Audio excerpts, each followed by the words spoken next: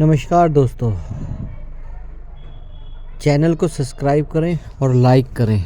आज हम देखेंगे शोएब चौधरी कोई की बंदा वीडियो। स्ट्रांग, एक कोई ज्ञानी मुल्क स्ट्रांग, कोई इकोनॉमी स्ट्रांग हो रही होती है बेवकूफ़ों की तरह तो बातें कर जो रहा छोटे है। मोटे कीड़े मकोड़े होते हैं इसे उनको मैसेज में अच्छा नहीं लगता। तबीयत से तो मैं चाइना चार के जूते सामने मारिए। इंडिया को एक कीड़े मकोड़े की ऐसी ऐसे ही जानता हूँ। आपने बोला कीड़ा मकोड़ा नहीं समझता इंडिया को। जीडीपी किसी भी कंट्री की जो है वो उस कंट्री की डेवलपमेंट को शो करती है। Exactly. इस दफा इस साल की 2023 की आप जीडीपी उठा के देख लें, इंडिया की जो जीडीपी ग्रोथ है पूरी दुनिया में सबसे ज्यादा है, चाइना से भी कई गुना ज्यादा है। मतलब कई गुना, उनकी 5% है ऑलमोस्ट और इनकी 7.6% है। इसका मतलब है इंडिया ज्यादा स्पीड से ग्रो कर रहा है। इंडिया में अगर अब बात करें, आपने जीडीपी की बात की, तो वो बेसिकली आप दूसरे एंड पे देखें तो इंडिया में मोर देन 60% लोग जो लाइन है, गुर्बत की लाइन है, उससे नीचे जिंदगी गुजार रहे हैं। लेकिन जो यूनाइटेड नेशंस, ये भी हमें मीडिया पे बताया जाता है, लेकिन जो यूनाइटेड नेशंस की 2023 की रिपोर्ट है 0.1% या ओवरऑल 1% एक्सट्रीम लेवल पॉवर्टी सिर्फ इस टाइम इंडिया में रह चुकी है। फिर आपने बोला 60% लोग पॉवर्टी से नीचे हैं। देखें, ये थोड़ा डाटा है, ये इंटरनेट पे भी मौजूद होगा।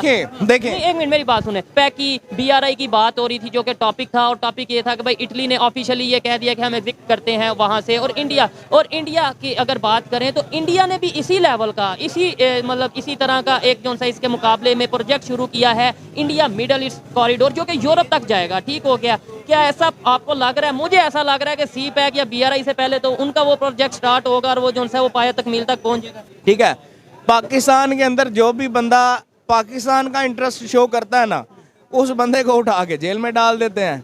ठीक है, अब इंडिया के अंदर क्या होता है, इंडिया के अंदर अगर कोई बंदा इस तरह से करता है, उसको समझाते हैं, उसको कहते हैं भाई चुप करो, बैठे रहो, ये पूरी नेशन का मसला है। हाँ, वो यानी अपनी नेशन को पहले रखते हैं। यस, हम लोग क्या करते हैं, हम लोग अपनी जेब को भाई पहले रखते हैं, जिसकी वजह से बीआरआई की अगर बात करें, जो ओवरऑल जो प्रोजेक्ट है, इटली की तरफ से अभी यह खबर आई है कि जब से इंडियन प्राइम मिनिस्टर ने इटली की प्राइम मिनिस्टर के साथ मुलाकात की है, दुबई में ये मुलाकात हुई थी, ठीक है, उसके बाद जो है उन्होंने ऑफिशियली ये बोल दिया कि हम बीआरआई का मजीद हिस्सा नहीं बनेंगे।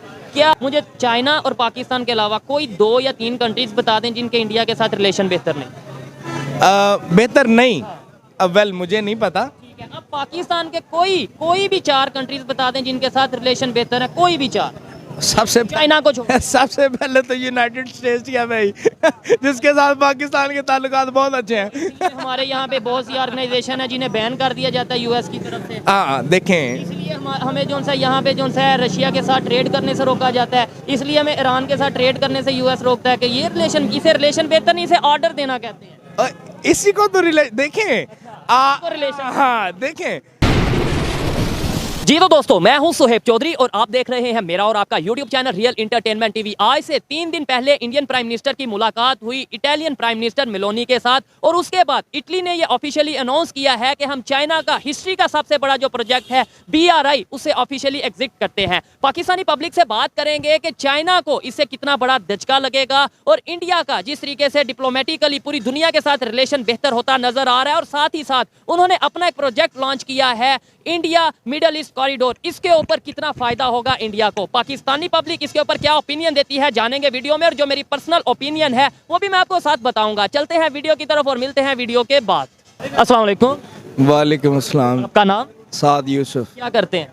मैं एक मल्टीनेशनल में जॉब करता हूँ। जबरदस्त हो गया। जिस टॉपिक पे वीडियो रिकॉर्ड कर रहे हैं, बीआरआई जो कि चाइना का इस टाइम हिस्ट्री का सबसे बड़ा चाइना का प्रोजेक्ट है, और उसका ही एक हिस्सा है सी पैक। पहले सी पैक की बात करेंगे, फिर बीआरआई की, और फिर इंटरनेशनल कंट्रीज जिस तरीके से इंटरेस्ट लूज कर रही हैं इस प्रोजेक्ट में, उसके ऊपर आएंगे। सी पैक क्यों रुका हुआ है? हम तो ये सुनते थे कि भाई सी पैक पाकिस्तान की तकदीर बदलेगा, सी पैक से ये हो जाएगा। सी पैक उस तरीके से वर्क क्यों नहीं, मतलब ये है कि उसके ऊपर क्यों नहीं वर्क किया जा रहा? सी पैक के ऊपर काम ना होने की जो बेसिक वजह है, वो जो पाकिस्तानी गवर्नमेंट के अंदर स्टेबलाइजेशन है वो नहीं है। ठीक है, और दूसरे नंबर पे जो ओवरऑल वर्ल्ड वाइड जो बीआरआई की अगर बात करें, जो ओवरऑल जो प्रोजेक्ट है, इटली की तरफ से अभी यह खबर आई है कि जब से इंडियन प्राइम मिनिस्टर ने इटली की प्राइम मिनिस्टर के साथ मुलाकात की है, दुबई में ये मुलाकात हुई थी, ठीक है, उसके बाद जो है उन्होंने ऑफिशियली ये बोल दिया कि हम बीआरआई का मजीद हिस्सा नहीं बनेंगे। क्या एग्जिट कर दिया? क्या समझते हैं कि ये इंडिया और इटली का एक नया जॉइंट है जो कि चाइना के को जो है डिप्लोमेटिकली उनको एक जवाब दिया? इसका जवाब कुछ इस तरह से है कि आपको याद होगा यूरोप ने एक कैप्सूल चलाई थी, इंट्रा कनेक्ट किया था यूरोप पूरे को, ठीक है। अब वो यूरोप पूरा तो कनेक्ट हो गया, जब बात आई एशियंस की तो उनको ये बात चुभती है कि हमेशा से ही चुभी है कि एशियंस क्यों तरक्की कर रहे हैं। अब अगर BRI बन जाता है, BRI एक बहुत बड़ा प्रोजेक्ट है, अगर BRI बन जाता है तो उसका अल्टीमेटली फ़ायदा जो है वो चाइना को है, ठीक है। ये तो एक अंडरस्टूड बात है, ठीक है। अब ना इंडिया चाहता है कि चाइना स्ट्रांग हो, ना यूरोपियन कंट्रीज चाहते हैं, इवन यूनाइटेड स्टेट्स भी नहीं चाहता। क्यों?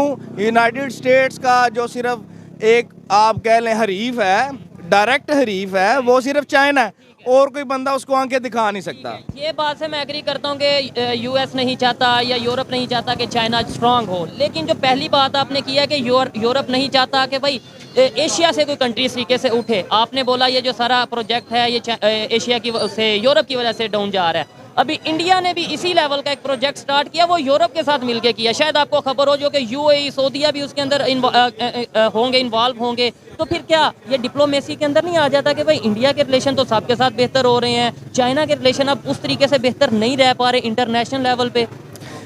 देखें, ये तो एक नेचुरल फिनोमेना है कि जब भी कोई बंदा स्ट्रांग, कोई मुल्क स्ट्रांग, कोई इकॉनमी स्ट्रांग हो रही होती है तो जो छोटे मोटे कीड़े मकोड़े होते हैं उनको अच्छा नहीं लगता।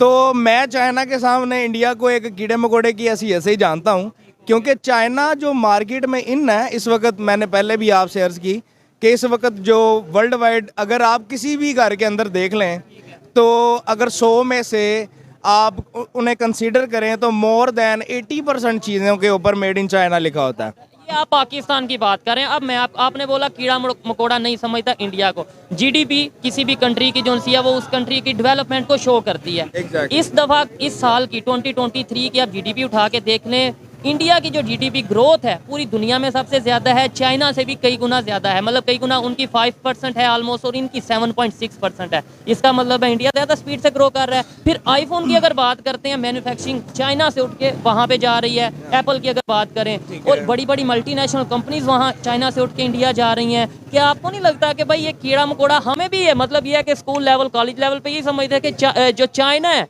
वो आने वाले टाइम की सुपर पावर है, इंडिया हो या पाकिस्तान हो या इर्द गिर्द के कंट्रीज, इनके आगे कुछ नहीं है। लेकिन आज मेरे ख्याल से सोच बदल चुकी है और रियलिटी भी कुछ नहीं। देखें, आपने बात की चाइना और इंडिया के कंपैरिजन की। चाइना और इंडिया का कंपैरिजन आप कर नहीं सकते। देखें, आपने बात की एप्पल की कि एप्पल उठ के वहाँ पे आ गया, इंडिया के अंदर आ गया। की भी बात की, हाँ, वो भी मैं देखें, इसको सेपरेटली हम लोग लेके चलते हैं। देखें, आपने कहा कि एप्पल उठ के वहाँ पे आ गया, वो दूसरी चीज़ें, दो मल्टीनेशनल्स उठ के वहाँ पे आ गई। वो मल्टीनेशनल्स किसी भी कंपनी में उस वक्त जाती हैं जब वहाँ पे जो उनकी कॉस्ट होती है, जो मजदूरी होती है, वो कंपैरेटिवली दूसरे मुल्कों से कम होती है, ठीक है। इंडिया में अगर अब बात करें, आपने GDP की बात की, तो वो बेसिकली आप दूसरे एंड पे देखें तो इंडिया में मोर देन 60% लोग जो लाइन है, गुर्बत की लाइन है, उससे नीचे ज़िंदगी गुजार रहे हैं। लेकिन जो यूनाइटेड नेशंस, ये भी हमें मीडिया पे बताया जाता है, लेकिन जो यूनाइटेड नेशंस की 2023 की रिपोर्ट है 0.1% या ओवरऑल 1% एक्सट्रीम लेवल पॉवर्टी सिर्फ इस टाइम इंडिया में रह चुकी है। फिर आपने बोला 60% लोग पॉवर्टी से नीचे हैं। देखें, ये थोड़ा डाटा है, ये इंटरनेट पे भी मौजूद होगा।